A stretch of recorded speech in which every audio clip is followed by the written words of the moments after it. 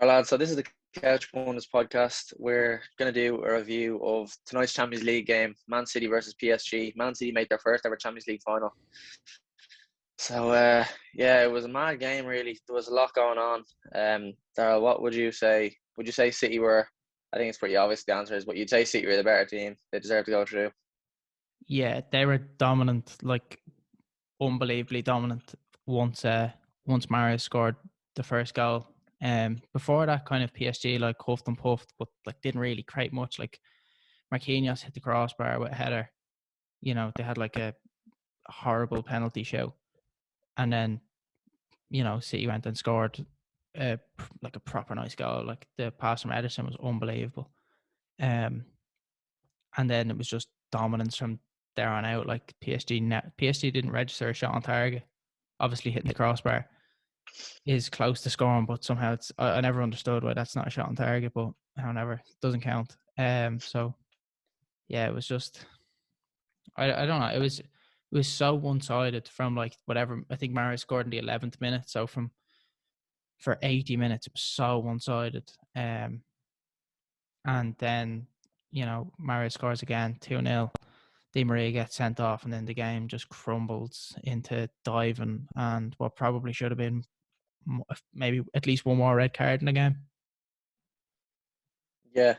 Like, I agree with you as well. Like everything you said there. Like as soon as that second Mahrez goal, like I think when it got to half time and PSG had to score two, with how good City were defensively and how little PSG offered going forward, you were just like, this is going to be a miracle. Like I was so shocked by how, well, not shocked because it's happened before, but it's just so disappointing to see players at that level like Verratti, Di Maria, like others, like Kimpembe as well a bit. Like they're just lost their heads. Like they're actually kicking people around. Like they're like kids. Like I understand it's a big, like it's obviously such a difficult one when you're sitting on the pitch for half an hour and you know you're no chance of getting to the final. You're just playing the game for the sake of it.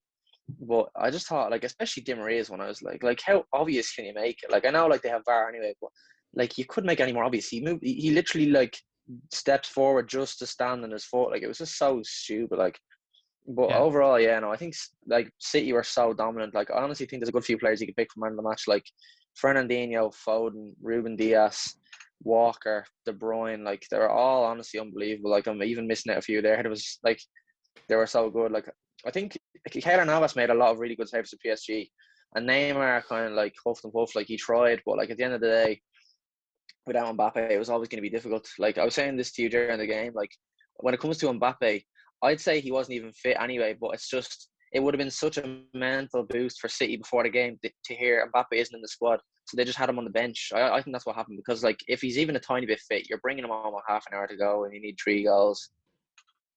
yeah, I agree. For at half time, I thought maybe it was a thing where he wasn't that fit, but you put him on the team sheet just to bring him on if you need him.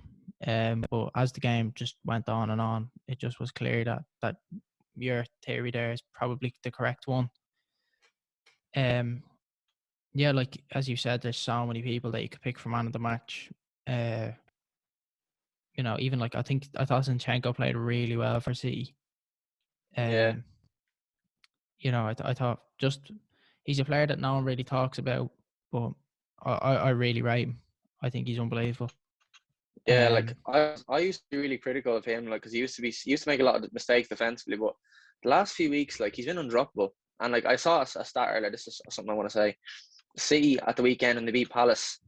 They played a totally different back four. So they played Mendy, Laporte, Ake, and Cancelo. That back four is worth 220 million. That's their backup back four, and this is their first choice back four. Ruben Diaz, Stones, Zinchenko, and Walker, and that was 160 million. yeah, like look, for anyone out there that thinks that you know, not that any club doesn't have a chance of winning the league next year, but when City's backup team costs 1 billion and their first team costs 1 billion, it's so hard for basically any club other than maybe United and Chelsea, but even at that, just any club to compete with them in that regards. Like they'll spend 50 million on a centre back that sits on the bench and plays their under 23s game. Like, Oh, it's going to be impossible. But no, it was a class game. I think I have to give such a shout out to Ruben Diaz as well. Like I don't have the stats for him, but I'd say he made at least 6 blocks. Like he was just there every time. And like even like when I saw Neymar, it was Neymar's probably best chance in the game. He was running in, he just got the ball, and he broke with it, and he went past Diaz. He kind of like dummied, and Diaz went down, and then Stones he kind of went past, and then Zinchenko gets a block in, and Stones and Zinchenko like were like hugging, and like it was like it reminded me of like that. I'm not saying they're near the level, but it just reminded me of like that camaraderie, the way like Barzagli, Bonucci, and Chiellini were like years ago for Juventus. Remember where they just like they take such pride in defending. Like obviously I'm Yeah. not comparing them, but I'm just saying. And yeah, Ruben Diaz, like I was watching, I was just like, this fella is like I know, like not including Van Dijk, obviously, but like this season, like this fella is like head and shoulders the best centre half in the world, like no doubt about it. Like he's unbelievable. Yeah, you know me, like I am like a Worship Van Van Dijk. Dijk fanboy, like um but like I genuinely believe that Diaz has the quality and potential like combined. Like I'm not just saying the potential, like he's already almost there to beyond that. You know, I know it's a big debate whether, you know, Van Dijk's at the level of like Rio, Terry and Vidic, but like in my opinion he is, and I think Diaz isn't that far away from being another player added to that debate. And I think what is he, 22 or 23 or something Yeah, like it's, that? that's what I was about to make the point. It's scary. Like he's 23. Like he's literally got 10 years left at least at the top. Like that is scary. Yeah, he has the time to, you know, just ascend up that list. Like, because the change that he's made, like everyone used to take City as a joke, as just a bottle team, because they were a bottle team. Like they were so bad defensively the whole time under Pep. Anyone who think like they won leagues and all, but in a system, but like They won the defensively league they with were always so Otamendi and bad. Stones at the back, who are so dodgy, but they Yeah, just and didn't get exposed. yeah, and that time they played Liverpool. The 3 times they played Liverpool in the second half of the season, like they just made a They show of did. them. Like, so I think like he honestly couldn't be given like enough praise, like because he's just been like a revelation or whatever Yeah, word it is. exactly. And another player I want to bring up as well is just like I know, like I talk about him. It feels like every time I watch City, I talk about him. But like Foden again, like he is a joke. That fella, like he could have had a goal at the end. He hit the post, Yeah, and he could have scored once or twice again. Like he's just and he got an assist for that second Mahrez goal. He's honestly just unbelievable. Like the fact that like I believe not this season, but I believe like Sterling, like Raheem Sterling is world class, and like Sterling can't get in that team.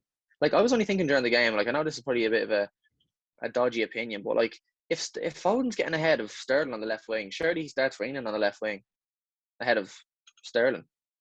I don't see how he doesn't start for England. Like I'll be proper shocked if he doesn't. Now, obviously, like Southgate Because like has if this thing, if like Foden is starting ahead of Sterling for City, that should be the same for England, should it not? Because like Sterling has been good. Like obviously Sterling's quality and he's been unbelievable for years, but at the current moment, like, there's no doubt Foden's a better player like this season than right now. yeah, I guess it depends. Like Southgate's kind of that like loyalty bases the whole thing around the system. So maybe Yeah, Foden just doesn't fit the system right now. For this upcoming yeah, Euros, no doubt that he'll definitely, if he's the England manager in a few years, the system will be completely changed and based around Foden. Like because he's in the debate to be the next best player in the world. Like he's in that Mbappe Haaland debate. I don't care what anyone says. Like yeah. Yeah, no, I said that to you a few times. He's like, we need to stop, as I said, talking about him among like Greenwood, Saka, Foden. Like, who's the best? It should be like Mbappe, Haaland, or Messi. Went about Mbappe, Haaland, Foden. Like honestly, he's absolutely outrageous. Like he's so good to watch, and like he's deceivingly quick as well. Like yeah, he's so fast. He's like a mix of a winger and a 10 because he's got that like rapid pace, but he's also obviously so creative, and he's definitely got goals in him. Like I think he's more of a winger than like a 10. Like the way like De Bruyne will kind of pick up pass. I think Foden's more of a goal scorer. Like I think that's what he'll turn into. false nine type player, maybe. Yeah. But anyway, to bring it back to the game, um, I overall, do you think we've seen the Champions League winners tonight? You said PSG before the game, but now that watch like City were so dominant in that game over those two legs, like there wasn't a minute where they looked out of control. Do you think they beat Chelsea or Madrid? It's hard to say because obviously Madrid have that like experience of just winning so many Champions Leagues with the They've majority got of the that squad there. prestige, Like, yeah, the history. the manager as well, who's just won it so often. Obviously, Pep's won as well, but I mean, like, not the way that Zidane has won it. And then you have Tuchel, who, like, his system just seems to be impeccable at the moment. So it is kind of tough, but I think City just can be absolutely anyone and hammer absolutely anyone on their day. Like, you know, I Yeah, think they're I think it's going to be so unbelievable. tough. Like, I think the fact that the one thing that scares me is that Pep has played 15 finals and lost one. Like, we lost actually 16 now since that League Cup, because I heard that was that before the League Cup final. So 16 finals. Mourinho beat him in 2011 Copa del Rey. Like, that is just such a random cup final. Like, any significant, like, Champions League final or whatever. I know you can say, oh, it's with Barca or Bayern Munich or whatever, but he gets over the line. When he gets to this position, he gets it over the line. So I think if you're a betting man, you'd be mad to bet against City. But obviously, I still think Chelsea have a good chance if they get through. But Madrid as well. Like, I think that's going to be a good final either way. Like, I think as a neutral, you'd want to see City in the final over PSG. They're just a better all round team. Yeah, yeah, yeah. I just thought maybe when I was looking at it from the outside, obviously I was, you know, trying to be a bit argumentative and thinking outside the box a little bit. But, like, I thought maybe that PSG's system would count like the way United's did. Do you know what I mean? Against City when they beat them 2-0 at the Etihad.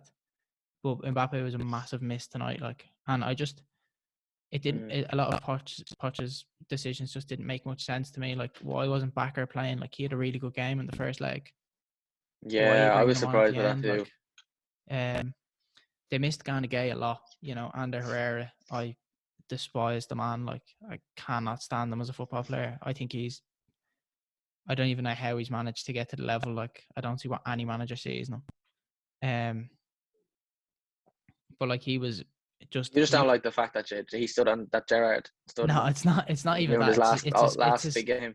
It's his whole thing. Like, he No, I know what dives, you mean. he He's a bit cries. dirty. Yeah, it's a whole lot. Like, but I think like players like it's just like the PSG. It feels like it's like a culture PSG, because even Danilo Pereira comes on. It's not like he's even been in the game to be frustrated. Like, obviously he's frustrated from the bench, but he comes on. He's doing the same thing, making, like, I can't remember who was on. I think it was Mahrez. He just made a shocking challenge. He just yeah, went down his calf. Actually, it was Jesus. Like, they're all at it, and I know it's obviously so frustrating at that level. But you just think like if you have 1% chance, but when you act like that, you've got 0% chance. You know?